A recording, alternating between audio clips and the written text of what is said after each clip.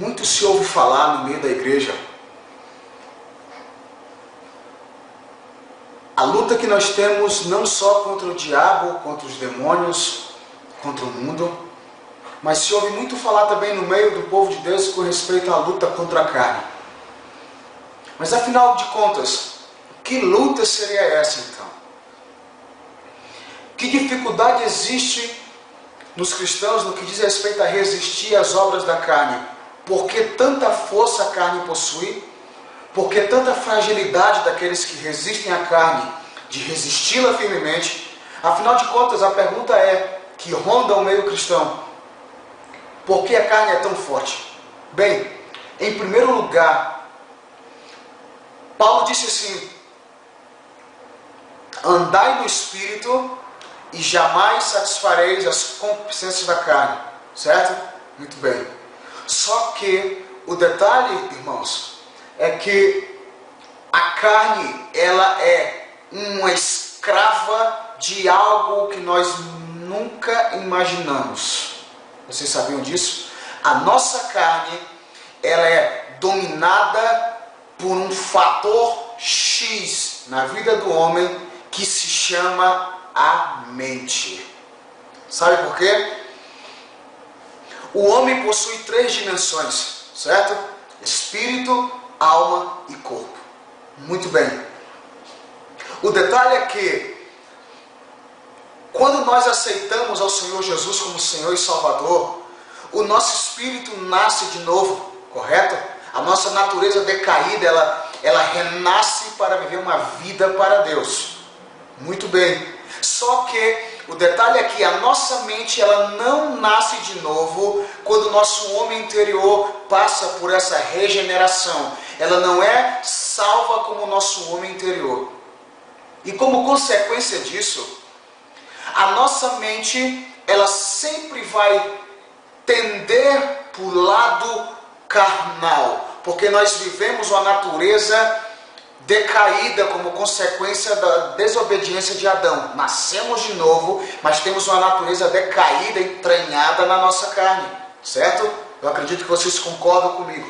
E como consequência disso, a nossa mente, a nossa alma, ela sempre vai tender a cair, a se declinar para o lado da carne, devido a essa condição espiritual de decaídos, entre aspas, no mundo espiritual.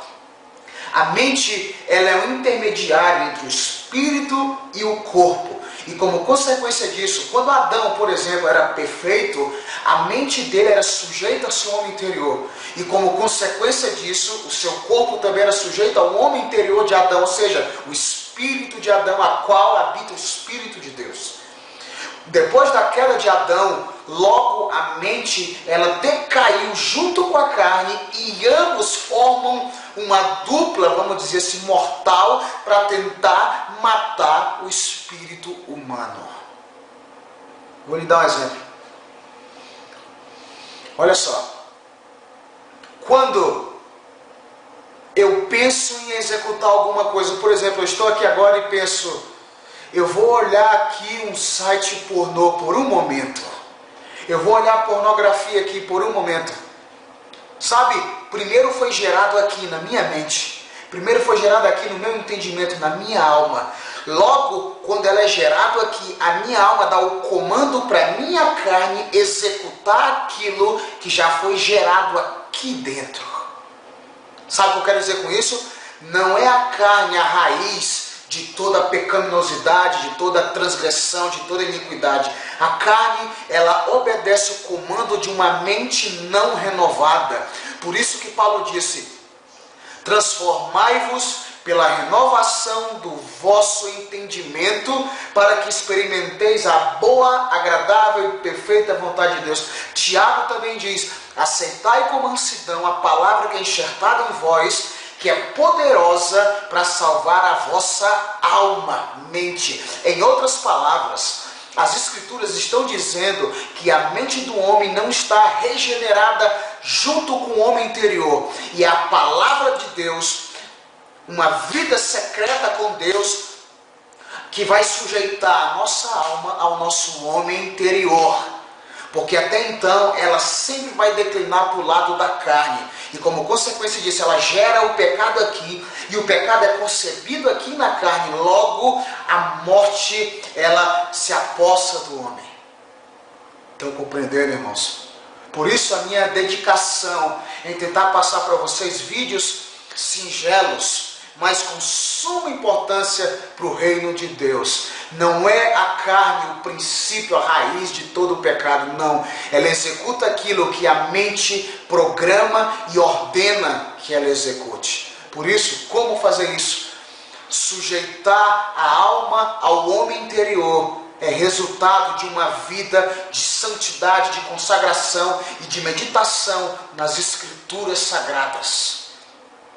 Andar no homem interior, no poder, na plenitude do homem espiritual, é viver dominando os impulsos da mente. Você fazendo assim, irmão, a sua mente vai estar sujeita ao homem interior. Então, como consequência disso, a sua carne também vai se sujeitar ao homem interior, ao homem espiritual. Por quê? Porque você, pelo Espírito de Deus, colocou a alma no devido lugar, que é sujeita ao homem interior. Então a carne não terá mais força, porque ela não será mais alimentada pela alma. Compreenderam isso? Talvez isso seja difícil para alguns compreenderem, mas eu acredito que o Espírito Santo vai trazer isso, vai iluminar o entendimento de vocês, vai fazer vocês compreenderem tais coisas. Tá certo?